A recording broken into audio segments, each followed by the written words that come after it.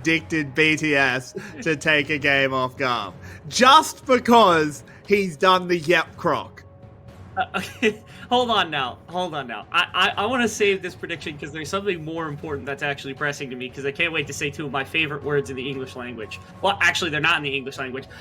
Style went for Eric, so he's going for lethality Zion. All right, explain to me, Carix, because I'm going to put you on the spot as an analyst now. Where is the damage? Vo Schaden. If Ryuk gets uber tanky, who the hell is killing Ornn in this composition? But you see, Rebel, you're asking the wrong question, because that sentence included if Ryuk gets tanky, and he is against Kiaya, which is very difficult. I agree with you, though. I actually don't like this composition from GAM. I think GAM is often quite uninventive with their drafts. We've kind of seen it all split. They haven't had to be pushed, and they haven't had to think about drafting, because they kind of just beat everyone on hands. So they can play boring stuff that's not necessarily innovative. But they are still GAM. Levi having a drift in. Oh, there's a stunt landing as well. There's a lot of damage onto Glory. Just damage, though. They don't actually have kill threat. So they're just winning Cartier's lane. Nothing too crazy yet. The mid lane being that low in health, though, now actually kind of prevents Glory from stepping up and accomplishing anything you'd want, which opens up a bit of kind of aggression from Kadi and Levi if they absolutely want to. I kind of like the response coming out from Drakthar in an attempt to get some damage back. Thankfully, Kadi's posturing the proper way. Now Drakthar's in some trouble.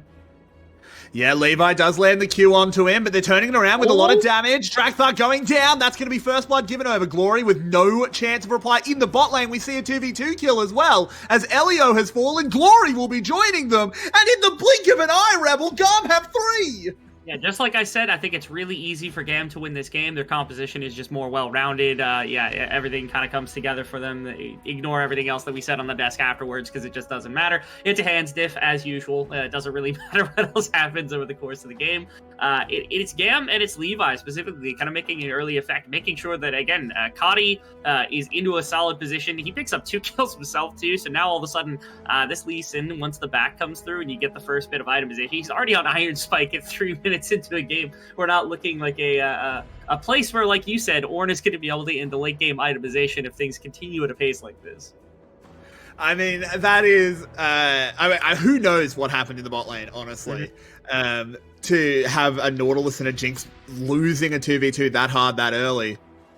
Particularly up against a Xayah. But regardless, it is a huge swing for GAM, and this is what GAM does. They do not relent. We have some teams in the VCS that play to the opposing level. Like SGB will look a lot worse when they play against bad teams.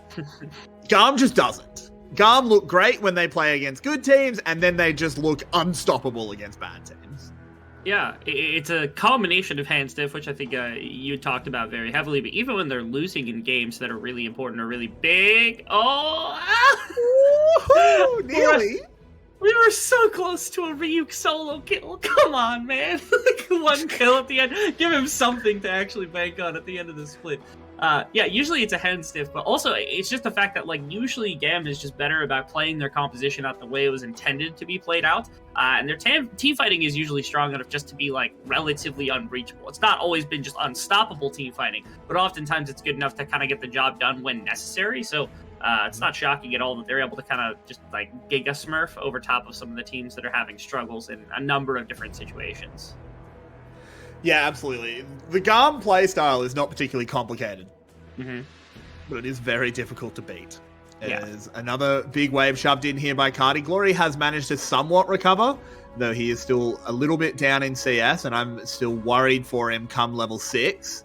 If Levi wants to have a gander over there, linking up with Carti. We never actually saw the bot lane fight, did we? No, we didn't. I think what we're waiting for is an important fight to pop up so that we can start the replay right before that starts. Yeah, then we'll get the replay. I don't know. It'll also be like 10 minutes from now. We'll like get the first the fight around like Third Dragon or something like that, and out of nowhere we'll be like, "What is this? It's a bottom lane fight from level 4, from mid 4." Wow, look at that. Honestly, what it probably was Elio just getting shot because he's got glacial augment, and he's like, oh wow, wait a minute, Zaya Rakan at level 2 have like enhanced attack speed and just beat me down because I queued forward. But that's probably honestly what it was. It's true. Now we have both junglers hovering around this bot side. Drakthar with a good read of where Levi wanted to be. But in the end, he backs off before Levi's pulled any triggers. They may well try and push this in under tower and then blow up an Almine. And Glorious has been solo killed. Nope. B landing a knockup into the queue. Elio's dead. Yeah, not much to accomplish right there. Kind of crazy that like Drakthar was actually postured on the bottom side of the map, so between mid and bottom lane, and yet somehow both the bottom lane dies and also mid lane dies in the exact same vein, as well as a couple of plates that are getting pulled off the board now on the bottom side of the map as well, which is, again, just burst the sky, now getting hands diffs a little bit in a couple of different places at the exact same time. I was going to talk about how I thought that Levi having some of the early kills, while it is beneficial for the Lee Sin to have it, if you don't really start kind of pressing that advantage, the lanes are going to feel relatively even with one another, because obviously you don't get that much gold from assists to kick off a game. But here it just doesn't matter, because Kadi got his own kill. They found more kills on the bottom side of the map. They get plates, they get a dragon. It just doesn't matter what actually happens, because again, GAM is just too good at the game. So, Rebel, I'm going to do a little bit of a milky, which it's not something I know you don't like that, but yeah. Oh, Glory, he'll be okay, I think. I don't know that they go on the tower. No, they don't. What do you think is GAM's average tower plates per game? Oh, that's a good question. Because I know the number. Average tower plates. This is either going to be like super high, like 9, or it's going to be like next to nothing, like 1.5 or something like that. I'm guessing it's high, which is what you're goading at, but like then it's going to be super low. It's 9.2. Ah, okay. Yeah, that's kind of crazy. That's like nearly 2 How did Glory actually die? He went and tried to fix the wave and just got caught. Silly. Yeah. Okay. I'm waiting for the last possible moment here. Yeah, the Drakthar was here on the cover. He could have just walked away and let Drakthar catch the remainder of the wave. Yeah, that's just a little greedy from Glory. Yeah, that's just great. He didn't have TP, but you can just give the wave to Drakthar. It wouldn't have been that bad. Shouldn't have given that kill away. No. Because now also Kadi also has a bit of an advantage on you, because obviously, like, you don't want to give up CS, right? But like a few CS here or there isn't going to make the difference between you dying to the Syndra and not dying to the Syndra. But the Syndra being able to kill like that was something. All right. We need to go to the top lane. We need to go back to the top lane, because that was obviously going to be an engage. They catch out Almine, and now they move in onto Elio. They want to confirm the double kill, and they do. Sky get a Herald, but I don't think it worked out. It's really crazy because hello. It's non-stop action.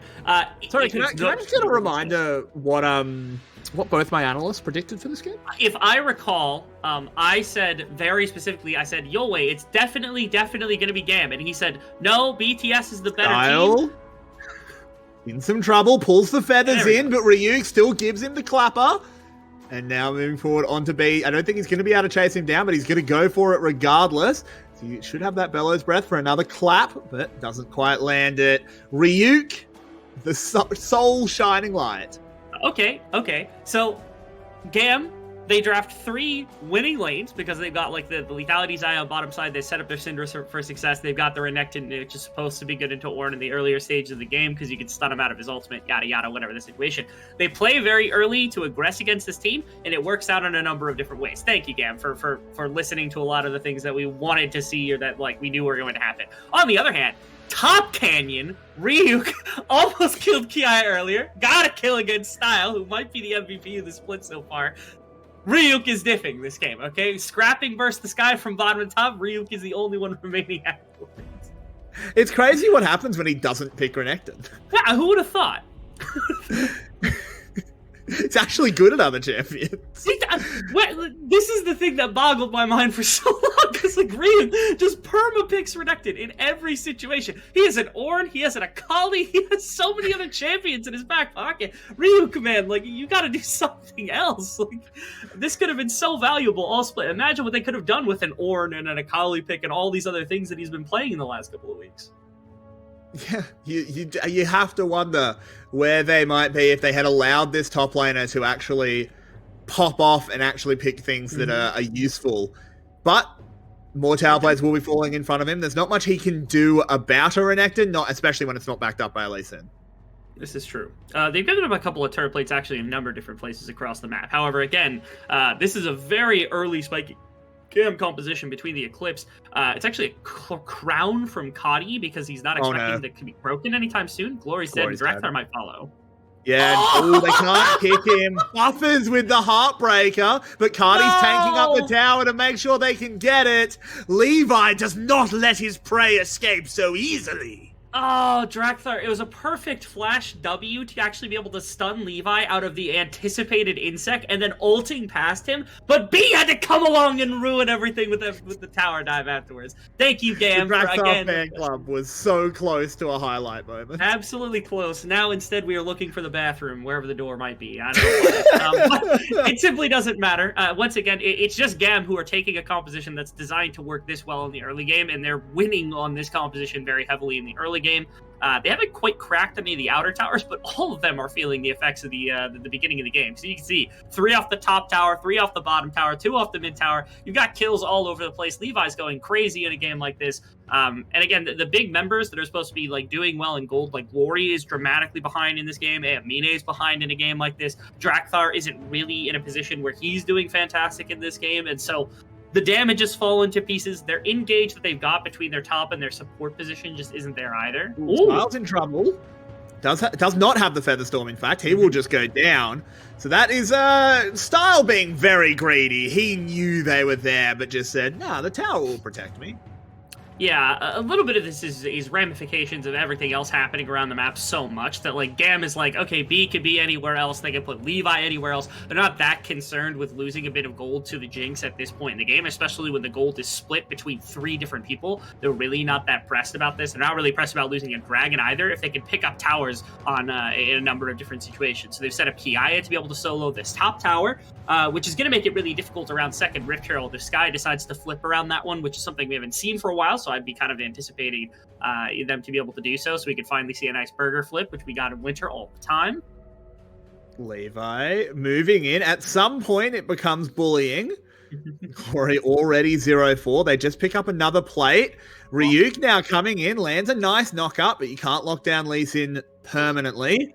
He does manage to get out. Kiaya picked up a tower on the top side as well. And Rebel, we are at 13 minutes with a 6k gold lead. Yeah, I actually really like what GAM is doing here because they're putting a bunch of pressure on the mid tower, which is forcing Ryuk into a position where he can't really be on bottom side, so it's allowing for Kiaya to push on top where he's got support from Levi and B. And unless they put additional resources up there, it feels like they could even go for a dive here with B and Levi against Amine and Elio if they wanted to. But if they put extra resources there, it would have actually allowed for Style to push on bottom side. Now, this ends up not being the case. Instead, Amine and Elio play very respectfully, and so it ends up just closing off. But they still do set up Kiaya for this kind of play in the future because you can see the kind of residual vision they've left in top side to cover for what will eventually be a Rift Herald play coming out from the team. It's going to be about a second. So I think Levi's just going to pick up some camps away for backs from a couple of people. But now he's got Style in the middle of his map. They've got actually TP from Kadi's down, so I'm a little curious why they didn't just have I'm expecting a wave to get caught here and then immediately for Kadi to move back up if they're really concerned about it, but looks like they're not really that concerned about it because they've only got 2 on Rift Herald right now. Yeah, I don't feel like they read that Sky would ever want to fight them for this one. It's probably the right decision by Sky as well. There is a world, if GAM forgets how to play for another, half an hour or so, there is a Jinx on the other side. There is the Vosharden issue. If you can delay that game this long, you don't want to go all in for a second Rift Herald. So I think right call from BTS, but it only very, very slightly slows down the bleeding. Interesting. I'm just watching, like, Sky actually kind of came into the other side of the map looking to invade for, like, red buff and stuff, but they even have to clear out of that because they're just too terrified of what the response is from GAM in a number of situations. So, Ryuk is under some very severe stress right now. He has Levi bearing down on him, but a good flash to a blast cone will get him away. Once again, defense from Ryuk, who surprisingly has been the one unaggressed or one member who's kind of gone aggressed against, but without much effect. which is kind of nice. He is the tanky Ornn, obviously, so that's at least something to consider as well. But that is the one kind of passing grade in terms of what's happened at the beginning of this game, is that Ryuk has not fallen victim to a lot of the pressure that's been put against him, which has allowed the Ornn to at least stay relevant in kind of a game like this. Unfortunately, he's been down a couple of levels because he's pushed out of lane so many different times, and that kind of delays the Ornn items, which is one of the biggest reasons why in a game like this you would pick an Ornn, is just to get onto the free gold, to get to the scaling a little bit faster than what you would normally. Being down 6,000 gold this early into a game is also difficult, so it takes even longer for you to try to recant some of that gold advantage. Yeah, for sure. I mean, there is, again, BTS, after a disastrous early game like this, they have to be playing to the miracle stall. I think that's the only way they can play. That's what their comp is designed to do. It's really, really hard. It's not particularly likely, but if they get there, if Ryuk can sit in a side lane for a while and just catch waves. I don't like that he's needing to roam up here. They need to be in a position where they don't need him, so he can just catch waves. He just needs XP. Yeah, right here was a position where he just postures around mid lane, I think, just to prevent any sort of kind of blitzing from GAM to come through, and then it's going to catch the bottom wave that's getting pushed in by Kiaya. The problem is the Rift Herald was taken so freely, GAM's just going to take the tower anyway, and Ryuk's not going to have much of an effect here. He wants to catch the bottom wave to the best of his abilities, and another one's going to crash in here. But if they want to prevent this, it feels like they kind of need Ryuk to show up, and so what he might do... Oh, he actually gets caught up by Kiaya. He and him, they're having a scrap on the bottom. Yeah, that 1v1 is going to continue. Style whips back his feathers, doesn't find anything too big. The tower stands for now, but the next wave may well put paid to that, as Ryuk manages to clear the wave, but it's at the cost of most of his health bar. Yeah, in the mid lane, they didn't lose a ton of resources here, which is a little shocking. Style's actually the only one that really lost anything in the grand scheme, because all the ultimates are available from Sky, but they are so less powerful than GAM at this moment in the game. They actually lose their mid tower because it's muscled away from them. GAM just walks in and says, okay, this tower is ours. You don't have your Ornn here, so you don't have your full team fighting power, which is, to me, of all the players that actually made this play happen, Kiaya was the biggest one. He cut off Ryuk from being able to have access to the mid lane, in case they wanted to throw like an Ornn ultimate and Glory's ultimate in at one specific time, which might have been enough to kind of engage from enough of a distance to actually be able to pick off a couple of members and start on this reset train with the Viego and the Jinx, but it just didn't happen. So props to Kiaya. No, he didn't actually get much done there. He ended up winning the 1v1 in terms of health trade, which doesn't matter all that much, but he did prevent Ryuk from giving any kind of counterplay over to Sky, and it meant that GAM continued to push in the mid lane to pick up that mid tower very easily. Yeah, absolutely. They're going to pick up a dragon as well. There's a big move here towards the top side for Sky. I think they're genuinely so scared of taking any neutral lane states that they have to roam as this big group. I don't know. I mean, it's 4v2, but I still don't think this goes well. I don't think you can go under this tower. Yeah, B is a very big threat for anybody that decides to go all the way underneath the tower, and then you have the longer range stun and the crown actually from Kadi. I wanted to talk about that just for a second because I was confused about it, because I was like, it feels like there's a lot of ways to pop the crown, but the only real way you kill Kadi is with one solid assassination that comes through from Glory most of the time, and so this just prevents Glory from hitting with an ultimate and immediately assassinating him, at least to some extent. So that's what the hope is, I suppose, for the crown, which is why I like dives like this, where it's like, okay, maybe we can get underneath the tower with Drakthar and with Ryuk and with Glory, we try to blitz down Kadi. Well, you got to work your way through the crown to start with, and if he's got B on top of him, again, you have to work through that charm underneath the tower, that's not easy to actually make happen. So a lot of the ways that Sky were trying or are trying, I suppose, to get gold back in a game like this by picking into side lanes, which is something we see consistently for a lot of VCS teams, is just not working efficiently when they've got coverage like this on the side of GAM, who have condensed their play into only a couple of lanes to make sure that, again, Sky has none of these aggressive moves to work with. Yeah, and I mean, on the analyst desk, that very handsome and smart Rebel Fox did point out the reset comp, as did Your Way. And going Crown to deny the chance of an assassination into Vex, Viego, and Jinx resets makes a lot of sense. At this point, you're so far ahead that you don't need to deal maximum damage. You just need to not die and get, an extra spell rotation off. I think they're checking Baron. All right. Checking Baron. Yeah, just making sure that wasn't the case. Which It's actually funny because this composition doesn't do Baron particularly quickly, so that for Mayamine it's not bad. I'm not trying to elicit that. It's just more of a, like, they're trying to keep an eye on Baron because this is the one place where, again, maybe they can actually look for something. Is an all-in type team fight situation where they throw a bunch of cooldowns into the right area at the right time. It looks teleport in. Kiaya is going to have the flank. They need to be so scared of this one. The Vex ult comes out. They actually get the first kill, but in comes Kiaya now, trying to one-shot the Jinx. He can't do it. GAM might have gone a little bit too far. No, never mind. As they pick up 2 kills immediately, Ryuk is the next one on the target list. Oh my word, look at the damage onto Almine, and only Glory gets away. And that was a fight that looked possible for Sky, but in the end, it was a clear win for GAM. Yeah, they immediately eviscerate B, who is one of the bigger, like, kind of members for team fighting here, because it sets up pretty much everybody on GAM to be able to start running forward inside of a fight. And I think that was a really good pick to kick things off. The problem is, it felt like they were scrambled really heavily as soon as that came through. And I'm actually really curious what happened to the Ornn ultimate in the midst of everything, because it looked like Ryu kicked it the wrong way.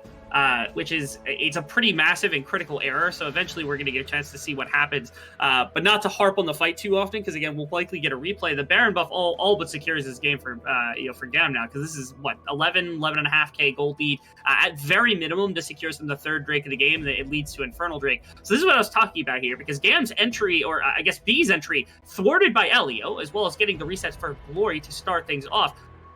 Like, I don't know where the Ornn ultimate's going. I think he was throwing it at Kiaya, but he went the wrong direction at Kiaya. And there's 2 members coming from the left and 1 coming from up mid lane. You could have thrown it at anybody else, and it would have almost certainly landed. And yet they decide to throw it at Kiaya, who's in the middle of your team, and missed him in one fell swoop, which is one of your biggest kind of negating team fight type ultimates. If you hit 2-3 people with that right there, the team fight is actually very winnable from Sky. But again, it's they just misuse cooldowns. It was also a 5-man core drinker from Kiaya. So he had 2 health bars, which is difficult to deal with, for sure. He had a second phase to that boss fight. But yeah, it doesn't matter. I don't think it changes anything too hugely. As now Kiaya, he's caught out, has a Dominus. Let's see how much time he can buy if he can try and one-shot someone. No, he can't. He will be taken down. It's a big shutdown going over to Almine, but at what cost? Too much. Too much cost. This is the first time they've been able to make a side lane pick actually work. It took all 5 members and multiple ultimates to actually have happen. Throws out a Featherstorm. That's just going to be an easy catch onto Drakthar. Ryuk is in the back lines as well, but he won't be able to find a way in. Elio, oh no, doesn't get the hook. That was so clean by Levi.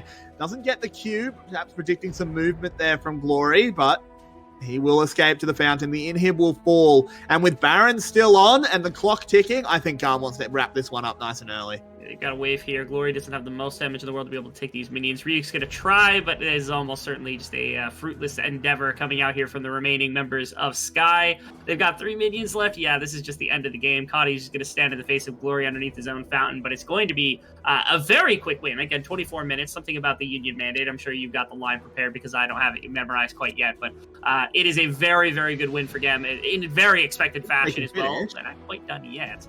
I mean, they will be. There's a teleport, there's a double kill, perhaps a little bit of stat padding going on, a little bit of fun being had, and who can blame them? They've earned it after a dominant game 1. Oh, Drakthar, that's almost just rude, as he shuts down Style, but pays with it for it with his